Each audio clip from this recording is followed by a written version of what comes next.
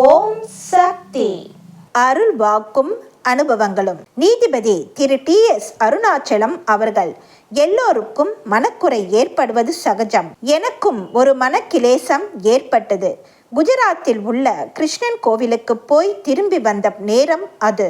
அந்த நேரத்தில் தர்மராஜன் அவர்கள் என்னை மருவத்தூர் அழைத்தார். அம்மாவிடம் அருள்வாக்கு கேட்கும்படி கூறினார். நான் தெய்வத்திடம் அது வேண்டும் இது வேண்டும் என்று வாய் திறந்து கேட்பதில்லையே, எப்படி அருள்வாக்கு கேட்பேன் என்றேன். சும்மா வாருங்கள், அம்மாவின் அருள் இருந்தால் உங்களை கூப்பிட்டு அதுவே சொல்லும் என்றார். அப்படியே அருள்வாக்கு கிடைத்தது. என் மனதில் இருந்ததை அடிகளார் கூறினார்கள். அம்மாவிடம் வாய் திறந்து எதையும் கேட்க வேண்டியதே இல்லை. எது நமக்கு தேவையோ அது நமக்கு கிடைக்கும்.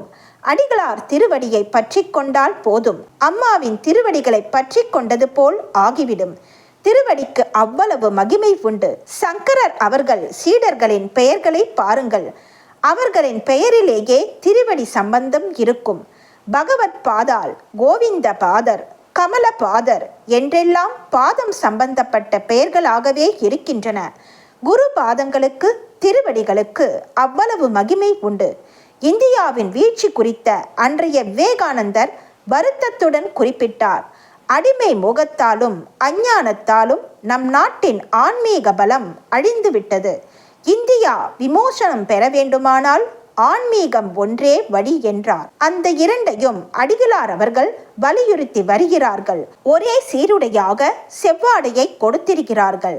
பக்தர்களை கொண்டு பக்தியில் ஈடுபடுத்தி வருகிறார்கள்.